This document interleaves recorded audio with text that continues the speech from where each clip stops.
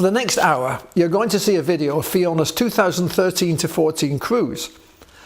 I had planned to go to Antarctica, but Mother Nature had other ideas. At times, the trip was disastrous and I came closer to sinking than I'd ever done before. I hope you enjoy the video.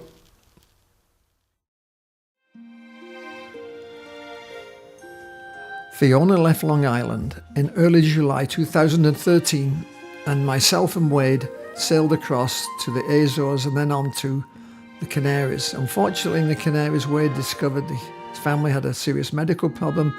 He left me and I sailed single-handed via the Cape Verdes across the equator in the South Atlantic to Salvador in Brazil. There I was joined by a cruising couple from Long Island, Helena and John, and they sailed with me to Santos. From Santos I started to accumulate crew, and in Punta del Este with a full crew we left for the Falkland Islands. South of the Falklands we got hit by a disastrous storm which caused enough material damage that we had to abandon the attempt to get to Antarctica, and instead we sailed to Tristan da Cunha briefly and then on to Cape Town, South Africa for repairs. I spent 5 weeks in Cape Town. The crew flew home somewhat battered, and a new crew joined me for the trip to St. Helena and Ascension Island. At Ascension, one of the newer crew had also had enough of sailing, and myself and a young Frenchman crossed the equator and sailed 4,000 miles across the North Atlantic to St. Martin in the Caribbean. From St. Martin, Helena and John came back for a few days to sail to Puerto Rico, and then with a new crew I sailed on to Bermuda, and finally the last leg back to Long Island. A total trip of 22,391 nautical miles.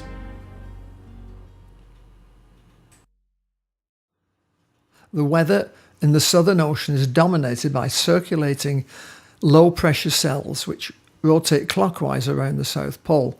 Within each cell, the winds are also clockwise, and so near the coast I have found in previous trips that the wind is usually east or southeast.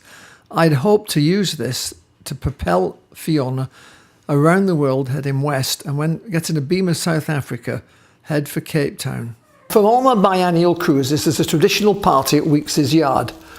We try to get a Dixieland jazz band playing, and sometimes my son plays in the band. So this is the 2013 party. Join in the fun.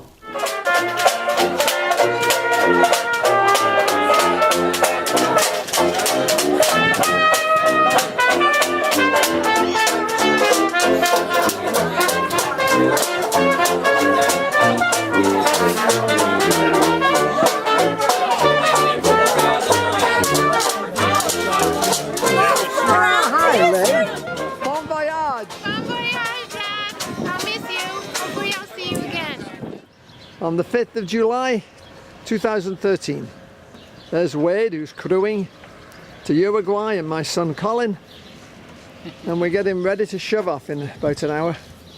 You can see we've got jerry jugs, 10 of them stacked there with diesel. We don't need it for the Atlantic crossing probably, but we'll need it in the Antarctic. Bob Lyons aboard Fireplace is following us out of Patchogue Bay towards Fire Island Inlet. This is Great Salt Pond, Block Island, on the Saturday of the July the 4th weekend, and you can see it's pretty busy. We're a day and a half out of Block Island, bound for Flores, then join a lovely reach with winds roughly 10-11 knots, and on board is Wade, who's making his first transatlantic crossing. Hello! Eric, I think, has ordered all this weather for me. We've had, like he said, a day and a half of the most perfect sailing that I've ever experienced. This is what everybody dreams of when they dream of sailing, I think. It's always like this in the North Atlantic. That's what I've read. Now this is a rainbow. The North Atlantic calm as usual. And the squall there on our port side. Nice wind for the past few hours. Victor's steering the boat here.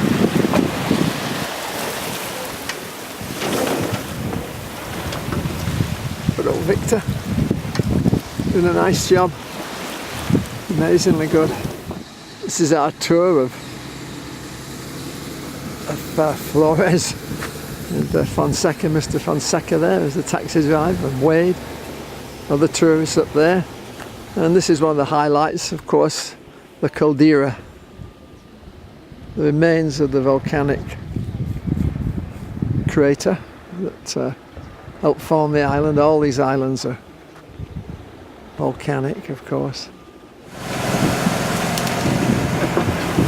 Okay, we're leaving Puerto. Nice 4 days there. Got some maintenance done. And there's the volcano of Pico.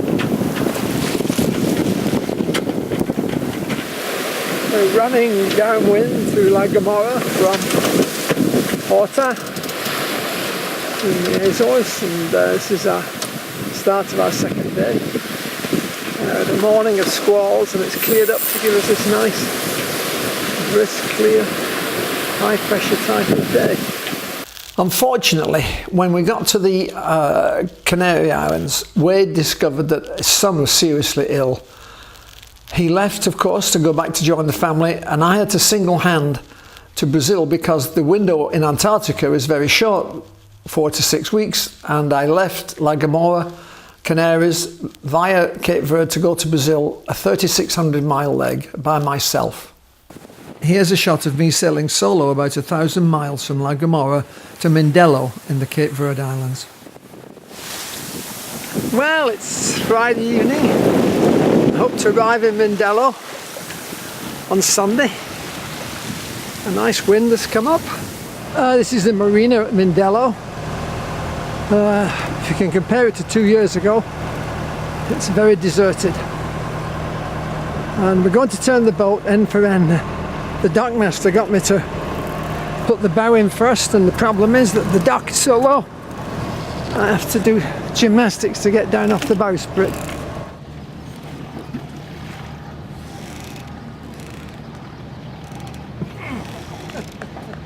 Amazing. These are some Bulgarian sailors off this boat here. They're helping me change the mainsail to the storm main, as it looks like I'm single-handing from Mindelo to Brazil. There goes the new storm main, brand new sail made by Doyle, Mark Washheim. This is the marina at Mindelo. I was here 2 years ago, 2011, and it was packed. And now it's totally deserted, really. Many of the boats here have nobody on them, they're just parked, waiting for the season to begin. I think once the hurricane season finishes in the Caribbean, they'll get busy again, but right now it's dead. This is just a few yards from the main street here. And you can see that it's not in great shape.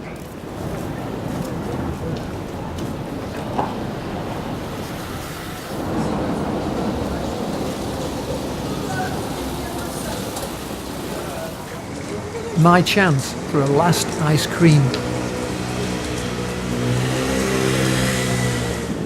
Well, we're on our way to Brazil. This is the bay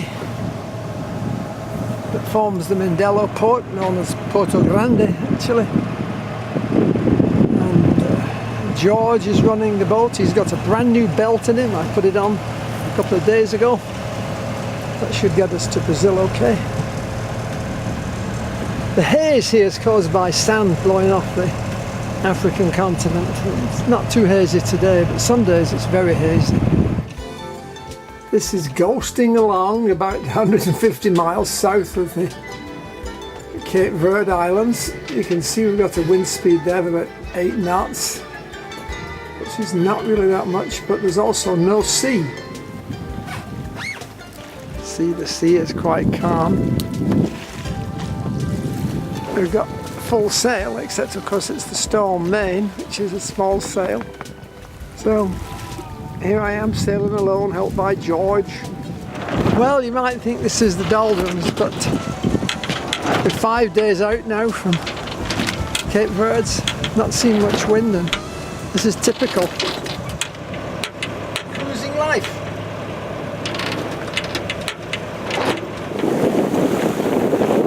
Typical doldrum scenery. Squalls all around. Fiona was surrounded by squalls. This is what that looks like on the radar. Each one of those rings is about a mile apart, so you can see that we had rain around for 5 or 6 miles around the boat from the squall. This was the only freighter I saw on the whole Atlantic trip until we got close to the coast of Brazil.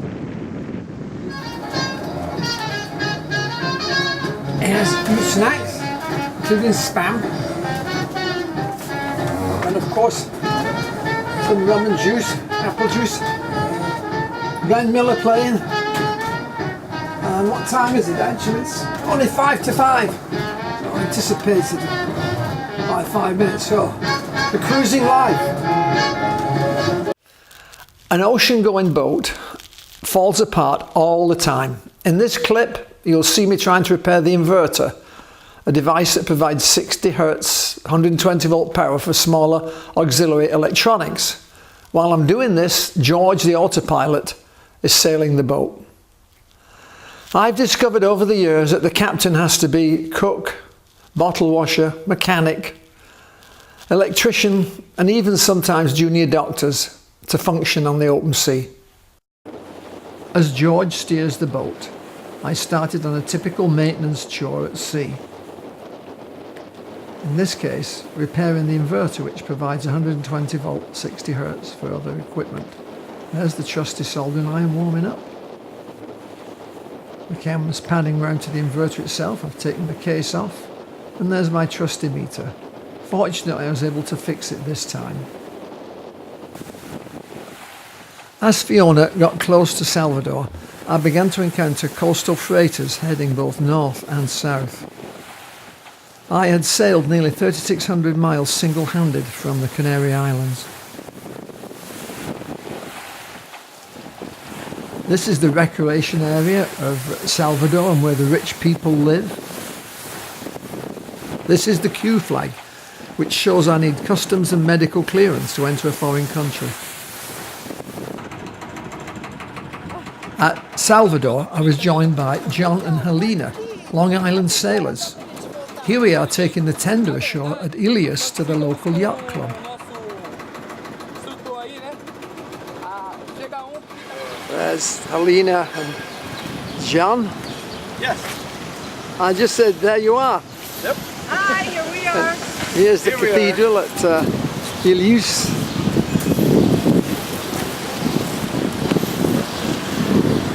Pretty impressive building.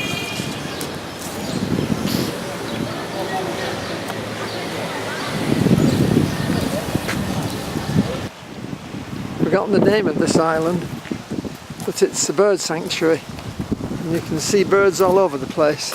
Here's a very small chick.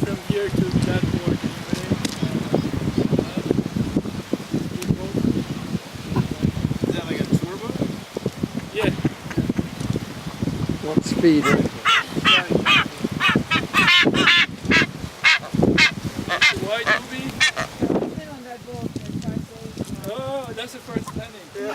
We anchored at the yacht club at Vitoria, Helena grew up in Brazil and speaks the language perfectly, and so she knew a few beauty spots she wanted to see. So she and John left to see those, and I was left tied up to a fairly lousy concrete dock. But unfortunately, when I was alone, the wind shifted and I was left hanging off one single stern mooring with the bow just 2 feet away from disaster.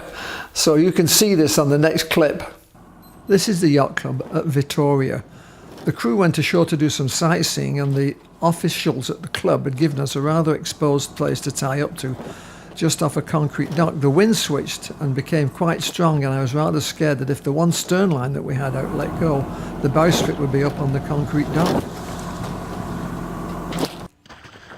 When John and Helena returned, we replenished our drinking supplies. Water for them and rum for me. Bacardi instead of Mount Gay, unfortunately. Standards have to be lowered.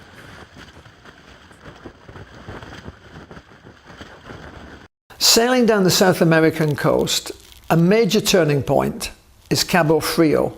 Frio is Portuguese for cold, because Antarctic water wells up there and produces tremendous fishing, I'm told. From the sailboat point of view, it produces very peculiar winds, but it's nice to get around Cabo Frio and head west into the tropical parts of Brazil. There you can see Cabo Frio. It's a major turning point for us when we get past it. We hang right by almost 90 degrees and go west to Ilha Grande.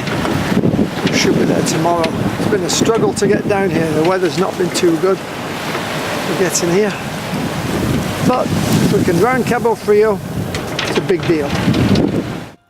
This is the endless wake as Fiona ploughs south under the control of Victor. The vane, that's the nickname we have for that wooden plywood thing that steers the boat by sensing the wind direction and turning the wheel to keep the boat always heading on the same course, at least relative to the wind. It's sailed the boat hundreds of thousands of miles literally in the last 30 years.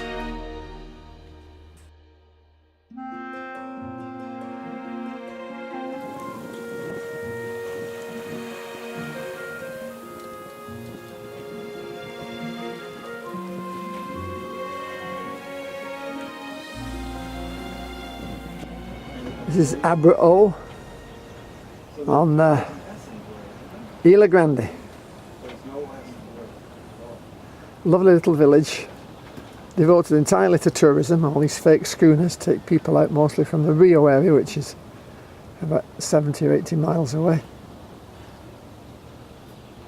And we're going ashore for a cup of coffee and then we're off to Santos. This is Albrohos. And there's our dinghy.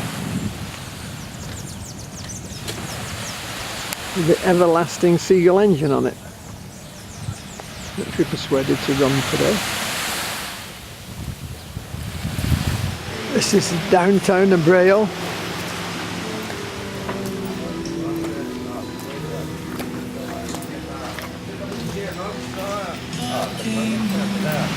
Got two streets.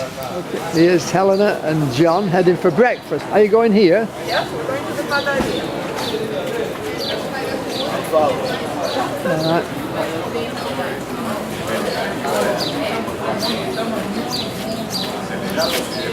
In Santos, a port I've visited many times, John and Helena left the boat and I was joined by David, an American who lives in Hungary. He was the first of the crew that would attempt the Antarctic passage. Big wave. Bye-bye. Here's David, who just joined the boat. He's looking at the old fort at the entrance to Santos Harbour. Many years ago it was bombarded by Francis Drake. We are running downwind about 300 miles, 350 maybe, from Punta del Este. Brazil lies over there, about 60 miles.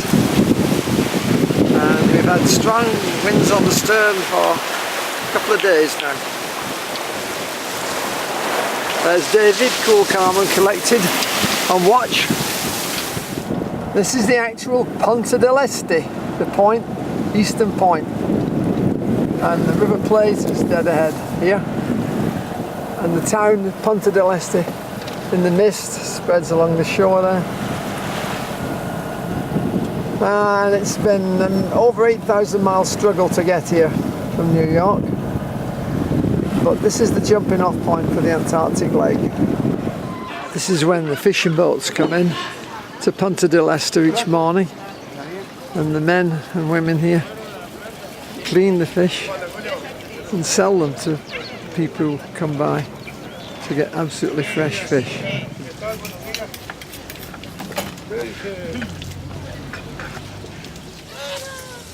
That's a sea lion browsing for scraps. This is a famous statue on the beach at Punta del Este. It shows a giant striving to get out from many feet beneath the sand.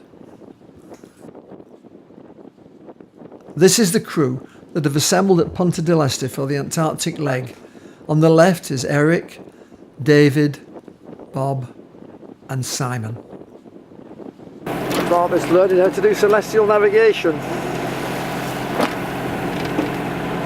And I'm waiting to try and catch a picture of our first albatross.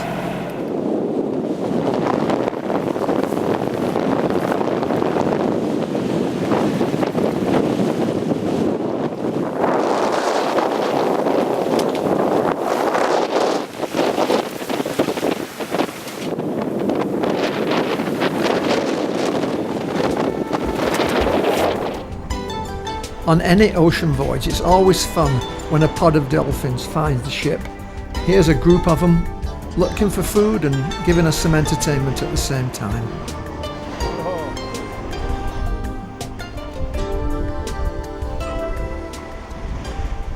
Okay, we're arriving in the Falklands, and here goes the British ensign with a Q flag.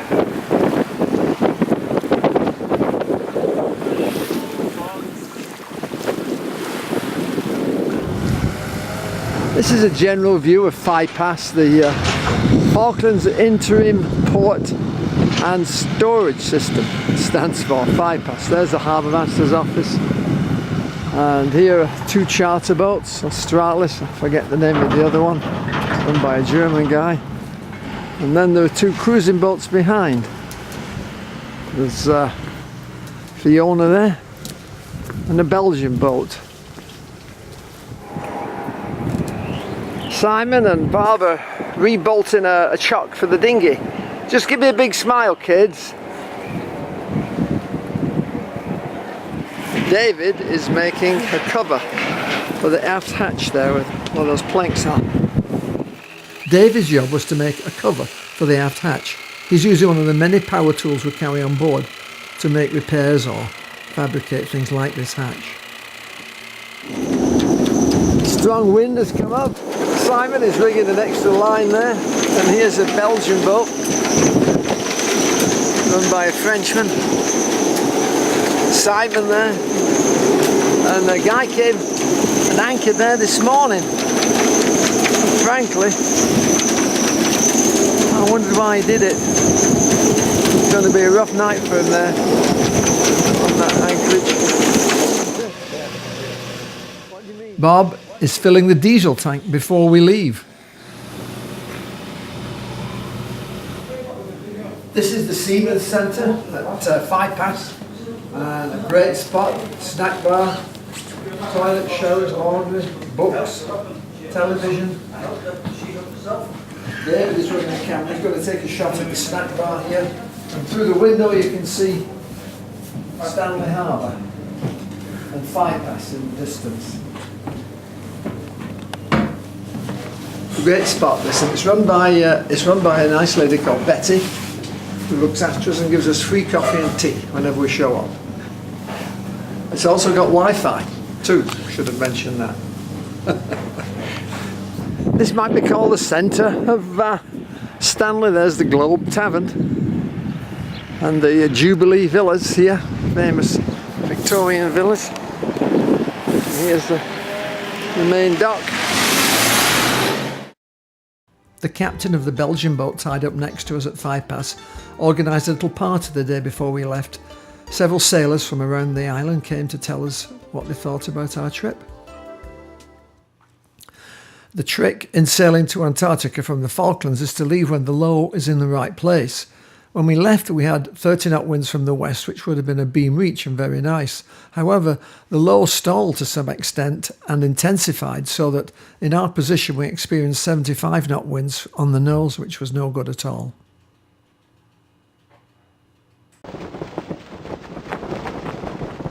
It was blowing hard when we left Stanley Harbour, and I decided to tie in a deep reef in the mainsail. Here's Bob's time-lapse photography of the crew installing a reef on the main.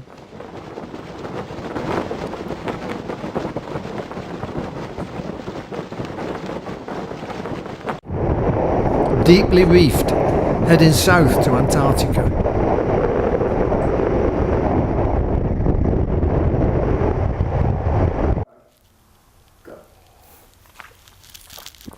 We headed south from the Falklands in weather that deteriorated steadily. The first intimation of disaster was when I got a call from Simon, actually, to say that there was water in the forward head. I splashed my way up and found that we were going down by the head. Gallons of water were pouring in every minute from the holes which had come loose. A bucket brigade dried out the boat, but the next major failure was the steering system. A pin came loose between the rope and the roller chain, and we lost the steering as we were beating towards Beauchene Island. It took us a while to put it back together. Fiona's steering system is relatively complicated. A heavy roller chain passes over a sprocket connected to the steering wheel. It then descends down into the engine room and goes around a sheave. Below the sheave, a master link makes a connection with wire rope, which is then guided by several sheaves underneath the cabin sole and the aft cabin until it comes lined up with the quadrant. There the rope ascends and joins the quadrant, a heavy bronze casting. This is a picture of the quadrant. There's not much room to work on it with your fingers in the way. In case there is a problem with the steering system, which has happened on several cruises, the top of the rudder post connects to a universal joint which permits an angular change so that the vertical post can come up through the aft deck and connect to a hinge carrying an emergency tiller which can steer the boat.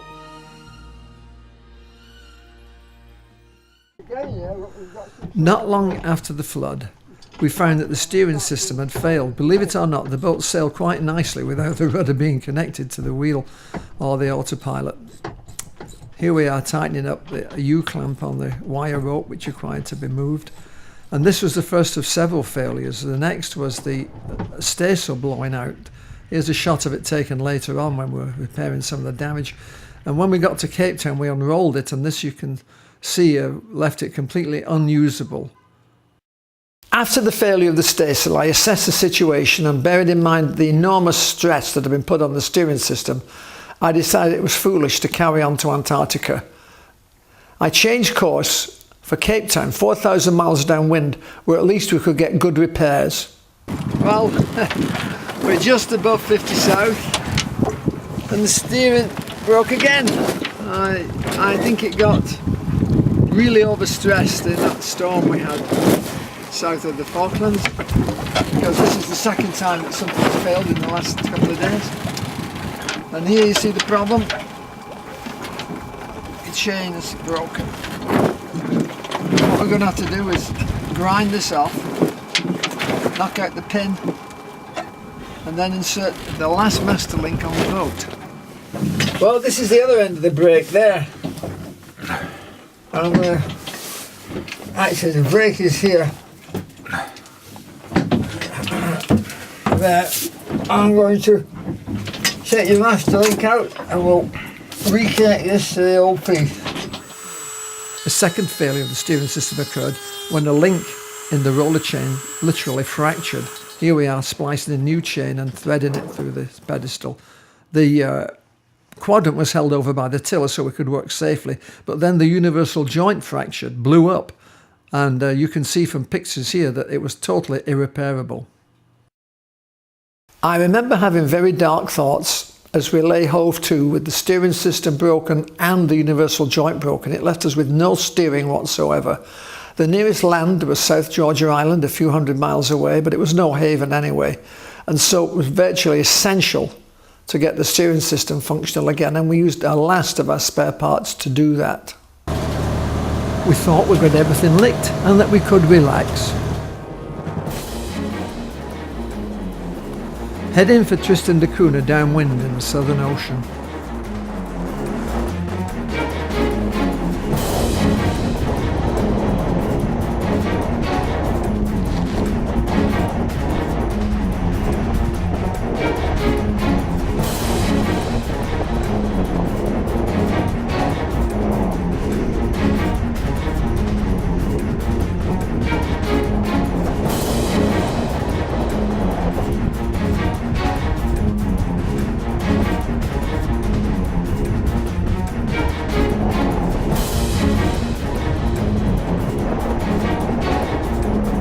We did manage to get to Cape Town without any more major failures, but we did notice after a few days that the main water tank, 100 gallons, had shifted in the seaway and fractured, and we'd lost most of our fresh water from that tank.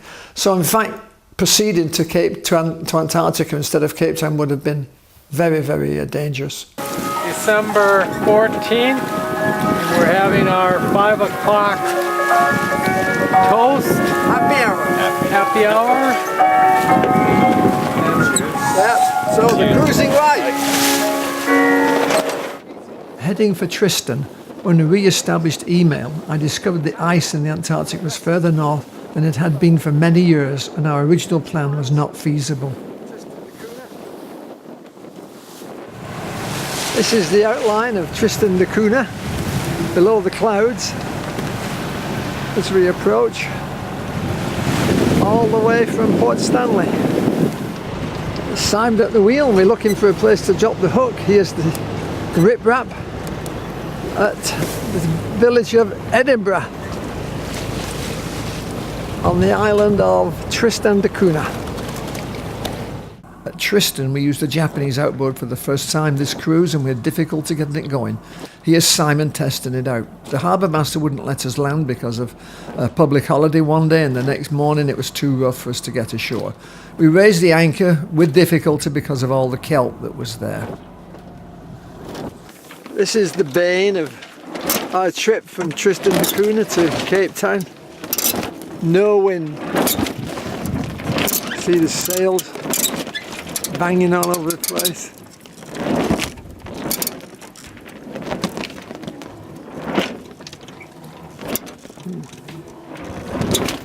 Calm sea.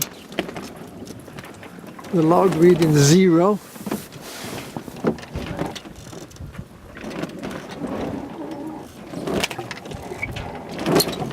Zero knots. And basically not going anywhere. David is reading about Captain Bligh.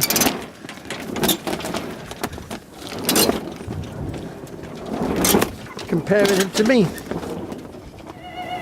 This is Christmas aboard Fiona, 2013, about 800 miles from Cape Town. And out there is the South Atlantic Ocean. And here we've got our traditional tree. Give that little fella a pull, will you, there? Last one? Oh. There's Simon. David. Official Fiona. Officially a Fiona. Oh, sweet. Very high quality hats, those. And a lighter. I like that sound. I don't smoke anymore. It's to start fires and start the stove. Yeah. I just threw a pen in there. Here's a present from Brenda for me. A video. The Life Aquatic. Alright, we're getting ready for Christmas dinner. Even on the way to Cape Town. And here's our turkey.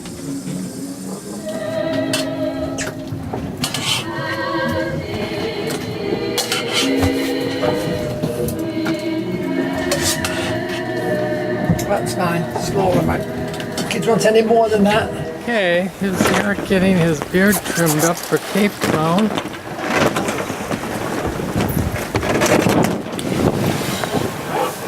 Here here, the 12 Apostles it's called, on Table Mountain. So, welcome to South Africa.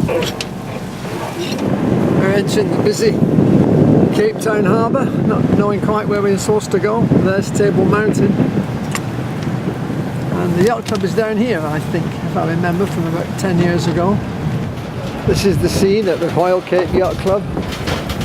The race breakfast, the race starts about 4 hours.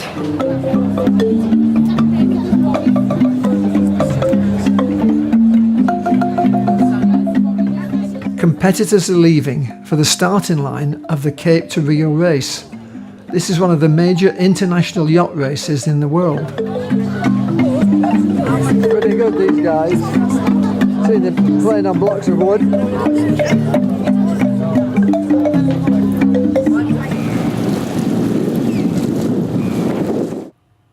My social life in Cape Town perked up enormously thanks to two residents, Patty, seen here, and her friend Ian. They were friends of another octogenarian sailor that was in Cape Town at the same time, Carl Burton. Here are Patty and Carl watching Richard III at an open-air theatre. Here comes the South African Railroad.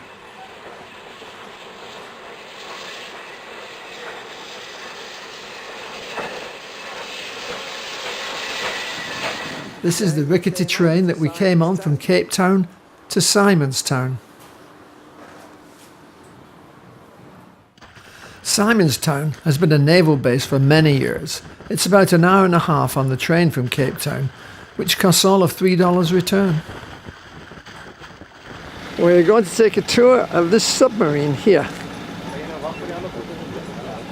And sitting on the back is a seal.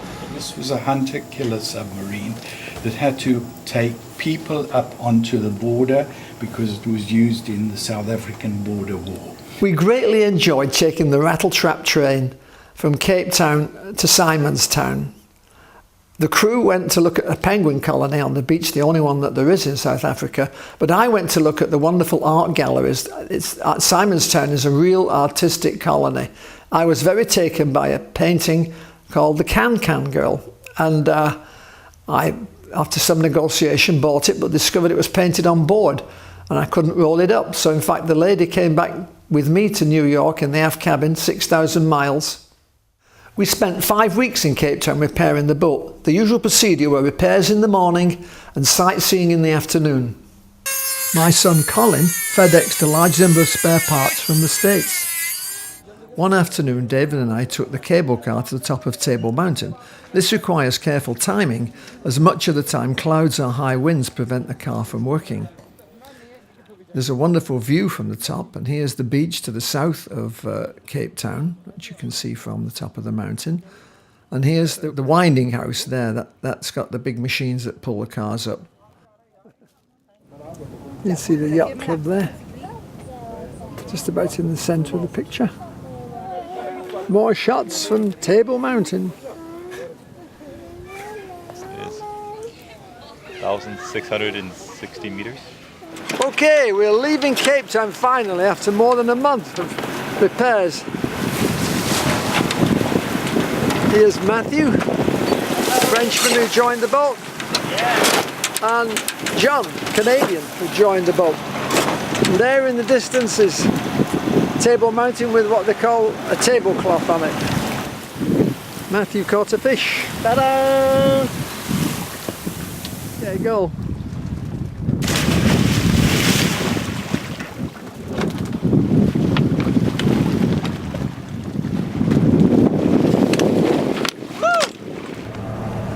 And we've got two birthday boys. John, we won't mention his age. 50. No, he's 50, okay. You said it. And then Matthew, how old will you be tomorrow? 24. 24. How young can you get? 3 generations. The grandfather, the father. Yeah, you're right. There. Okay. Your turn. Give him the camera, he can take a picture of you. I can then. There. All right. Alright, this is the cake. Let's see if it's cooked in the middle. Hey, it looks okay. It smells. St Helena on our approach Friday morning. And now we're about probably 12 miles from Jamestown, around that cape there, and then to the northeast corner. This is James Bay, St Helena, and there, just offshore, is the St Helena, a passenger and freighter ship that just sounded its horn, and it's leaving for Cape Town. This forbidding cliff forms the south part of the bay at Jamestown. There's a ladder called Jacob's Ladder, runs to the top. Every year the locals have a race up the 700 steps.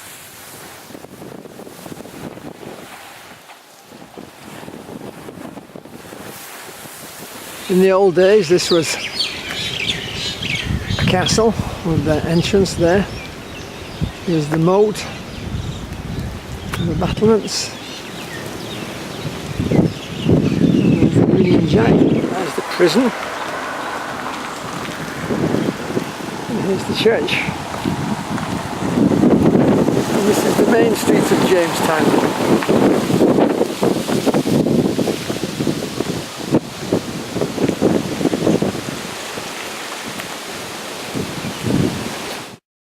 The best hotel in the town is the Consulate, seen here. Notice the French Napoleonic era soldier on the balcony. That's because Napoleon was exiled here for 6 years, started in 1815. This is the scene about 400 miles from Ascension Island. We've been running the engine now for about 12 hours. So we're going to try and change the mains. Right now we have the storm main on, which I figured would be easier to use because I don't need to reef it, but there's so little wind we're going to put the big sail on. Struggling to get the sail out of the sail bin.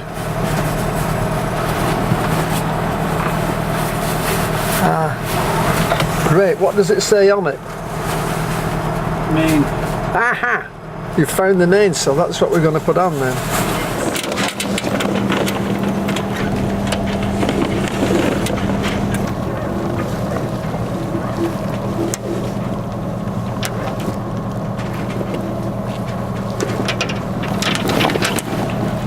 We're getting ready to make a landfall.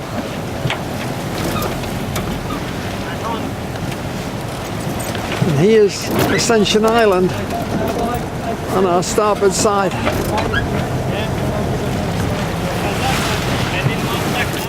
Here are the guys inflating the dinghy for the first time since Tristan da Cunha. You want to come and check the...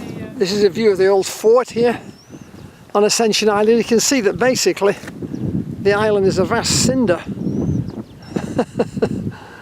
All these cinders come from volcanic eruptions. This is inside the fort on Ascension Island. What's it called? Fort George, was it? I have no idea.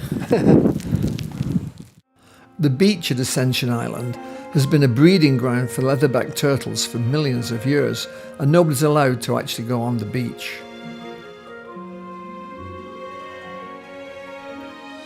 Downtown Georgetown, there's one hotel, the Obsidian, which is used by passengers laying over at the airfield.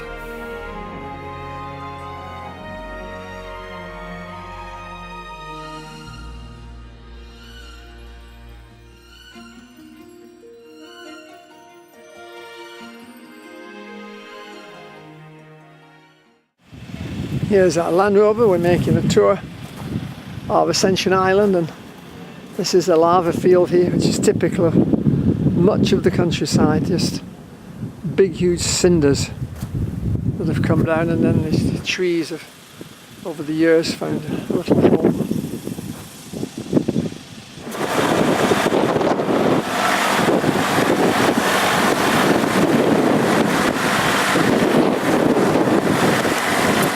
Here on the cove in Ascension you can just see the remnants of the old Atlantic cable. that was brought ashore.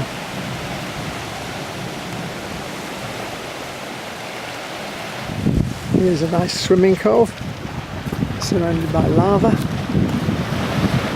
Our charming guide made a few remarks about the inhabitants of this unusual naval cemetery, dating from the 1830s.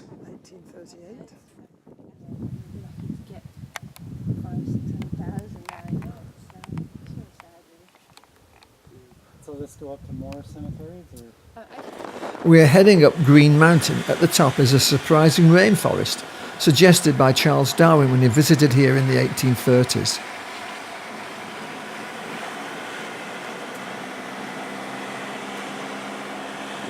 Charles Darwin came to the island in 1836. He thought that it would be possible to capture the moisture from the air by planting taller trees and bushes on the mountain. Later on, Joseph Hooker, whose father was involved with Kew Gardens, he started implementing that idea and brought plants from all over the British Empire, and they were planted here to see what would survive and what wouldn't. And those plants that did survive, their leaves and having the bulk of undergrowth helped to capture that mist and increase the amount of water in the soil. And now we have this lush landscape. We're in the rainforest on top of Green Mountain here. As I say, something that was initiated at least by Darwin, who suggested that they plant proper bushes and trees here to get more rainfall, and it worked. You wouldn't think that this was part of the same island with all that cinder and dry, arid area. It's just about sunrise, and we're facing east, so the sun is behind all these hills. It's going to demonstrate how many fish there are lurking behind the boat here. You can see there are one or two down there. Here comes some bread.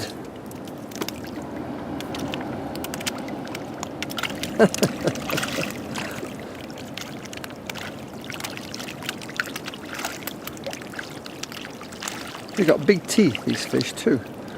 I hope they're not piranhas.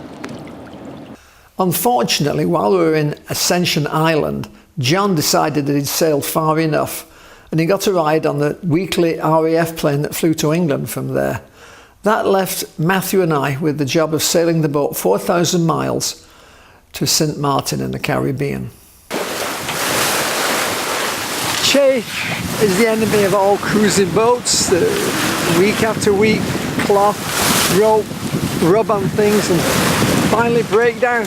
Here's a shot of our starboard jib sheet. It's ready to cover is finally broken off. While the weather's so calm, we're going to change the sheet on the jib. So Matthew is tying the clew down so we can change it. Now we're going to furl the jib and put the pole back. That's the snatch block. We'll hook that to the end of the pole and then we'll lift it up. Okay, we've got the pole rigged. So now Matthew's going to pull it out. The sail on this.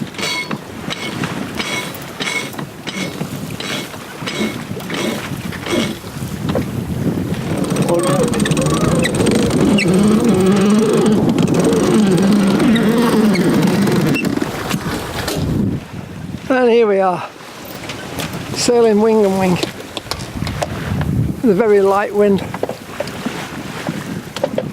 heading for the equator. That's it.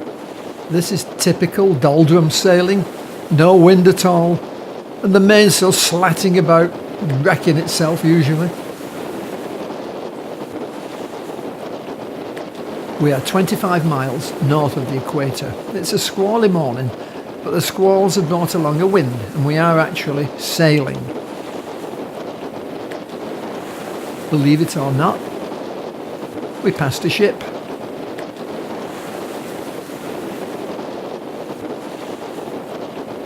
If you've watched many of these Fiona videos, you'll have seen the following ceremony.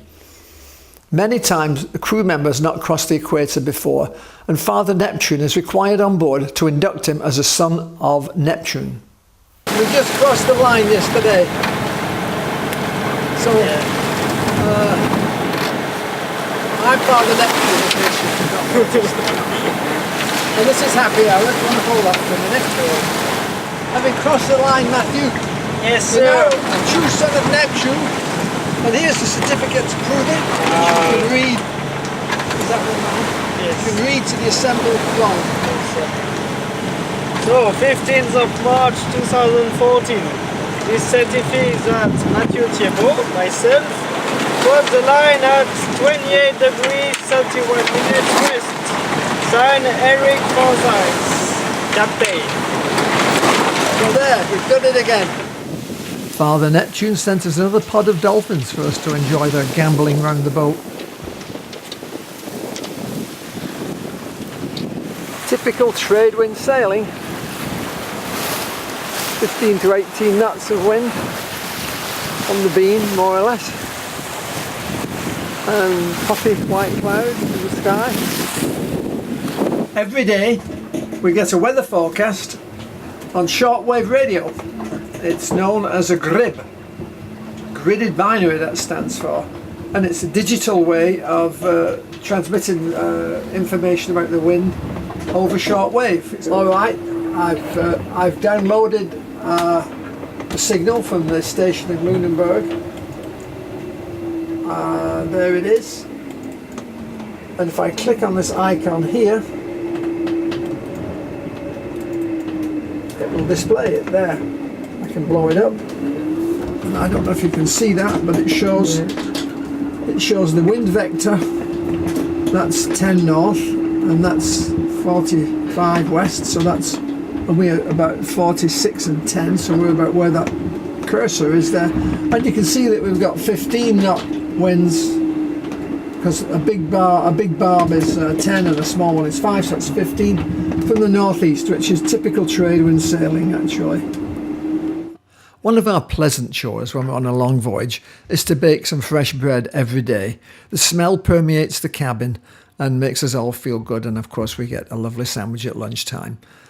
First I make some dough, and then we let it rise, and then we finally produce in the Swedish oven a nice donut-shaped loaf. On arrival in Marigot, St. Martin, Matthew left to join his brother in South America. The boat was rejoined by John and Helena, who came for another week or two in the Caribbean. I also was able to meet my old friend Kay Pope, who helped me replenish the Mount Gay rum supply on the boat using the cheap, duty-free $90 a case rum available in St. Martin. This is Fort Lewis Marina, Marigot. A few mega yachts over there, all for charter I think.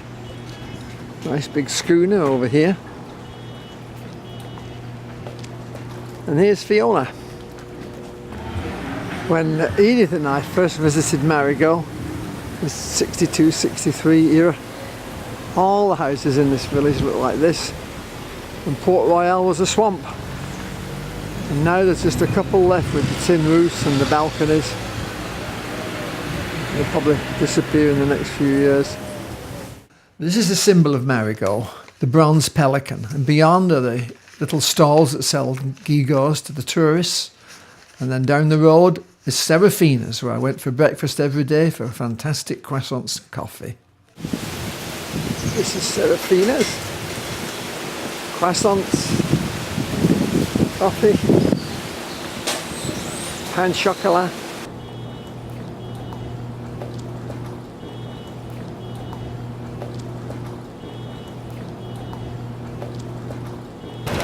There's John at the wheel, and we're heading for Round Rock Passage, south of Virgin Gorda.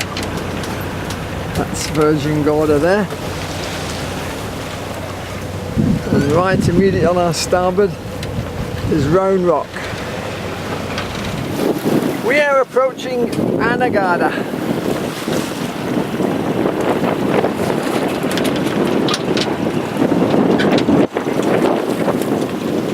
There it is, it's not very big. John and Helena stand on the bow, watching out for coral heads as we approach Anegada. This is Anegada. Mr. Potter's Bar and Restaurant. In the distance there you can see Virgin Gorda, all the charter boats. They serve lobster dinners here for $50 a throw, which I don't think we'll indulge in. Helena's going to dive in and swim to Sandy Key. I'm going to dive in, I'm coming back to get my bag. Oh, alright. Dive in. Whenever you're ready.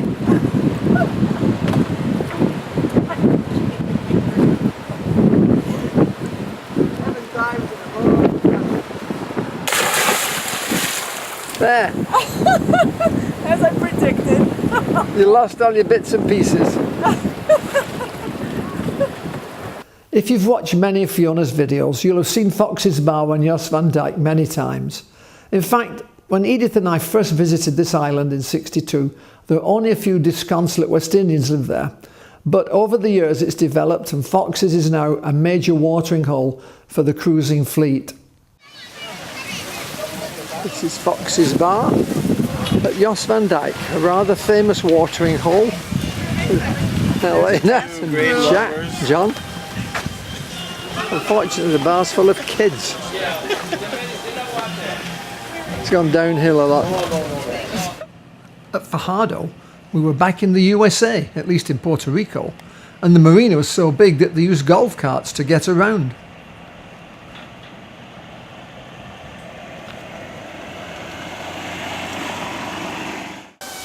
Karen and Dennis joined the boat in Fajardo, and here they are at Rococo Falls in El Yunque National Forest.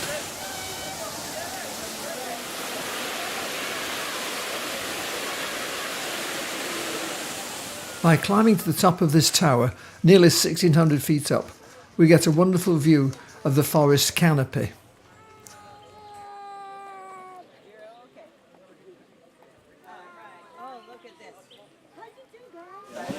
On top of the tower. Aquí, mírenme por favor, de izquierda a derecha se ve la quijada, la boca, la nariz, los ojos hacia la frente.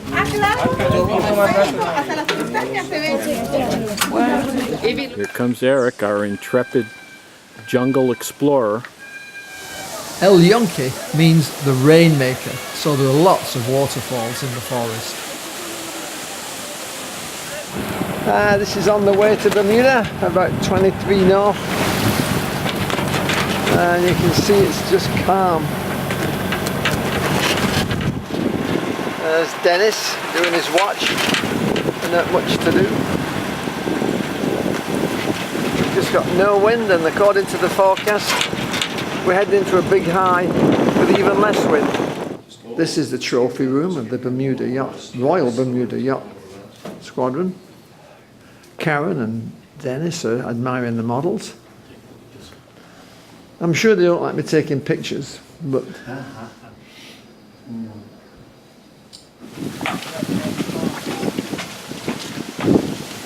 we're buying very expensive fuel at Dowling's before we leave for New York, put it in 50 gallons. We're paying nearly $8 a gallon. Wow. We are crossing the Gulf Stream in a brisk northwester. One of the crew, Karen, was unfortunate enough to catch his finger in the winch as we tacked, and it just about chopped the end off one of his fingers.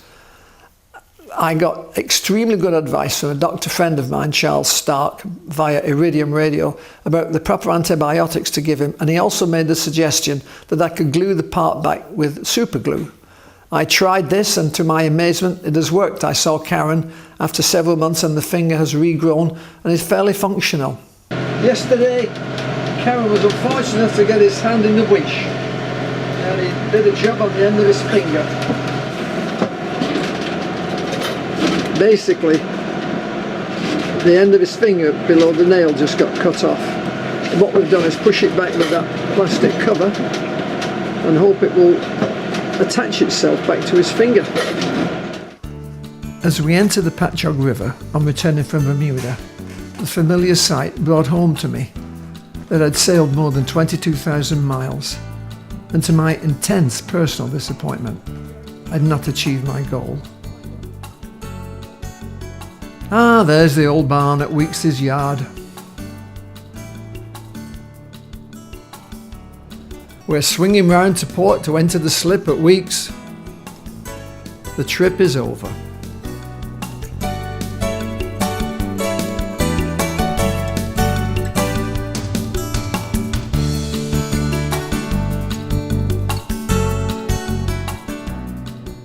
You've just watched the video of Fiona's 8th major cruise since I retired in '95. Things didn't go as I planned, of course. As Robert Burns said, the plans of mice and men off gang away. But we did have an interesting time, and I think David, Bob and Simon deserve great credit for holding together in extremely adverse conditions. It gives them a story to tell at any rate. I hope you enjoyed the video.